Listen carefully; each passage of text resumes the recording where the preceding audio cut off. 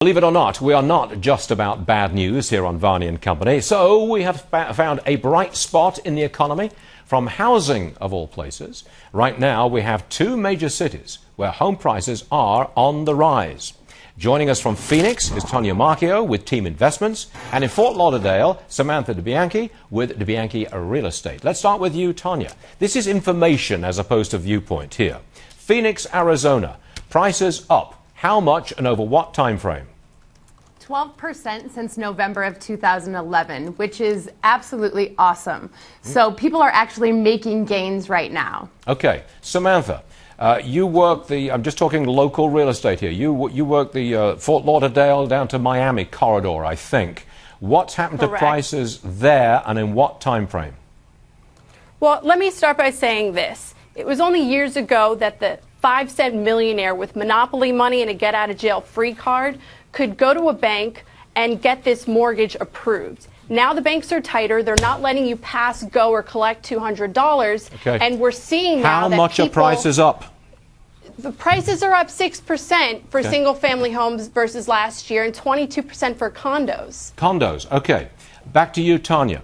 What are people buying 12% higher price in the Phoenix area?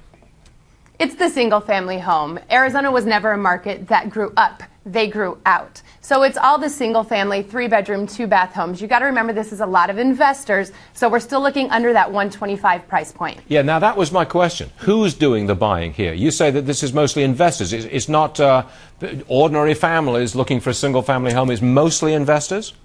Well, there's a lot of investors because they see the value and the returns that they can make on that cash flow every single month. But there are quite a few people buying and taking advantage of low interest rates. Even though that mortgage is tough to get, it's time to take advantage of that low interest rate. Okay, Samantha, back to you. Split it for me. 6% up single-family homes, 22% up condos. Let's start with condos.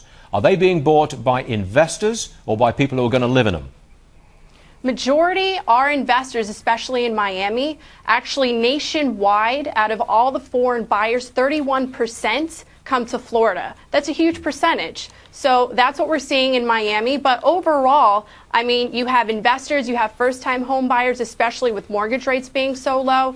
So we kind of have all of the buyers from all over the spectrum. Okay. What proportion of the people buying in Florida, whether it's a single-family home or a condo, what proportion are just walking in with cash, full cash? I mean, you know, that's hard to say because at this point, you can pay cash, but it makes more sense if you can get a mortgage for as low as those rates are. Yeah, you have a ton, again, of these foreigners just buying cash left and right, and they're not even looking at the properties. They're making a phone call because they see it on the internet, and they say, you know what, this makes sense. All right, Tanya, back to you for one last one. Cash or a mortgage? It's a very good question. I mean, why not get a mortgage if you're paying 3.5%? Go.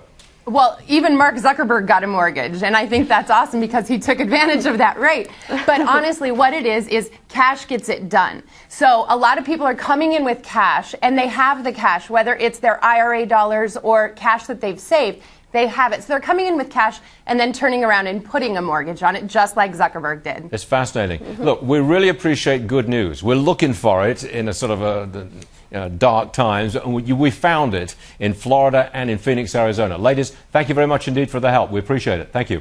Thanks.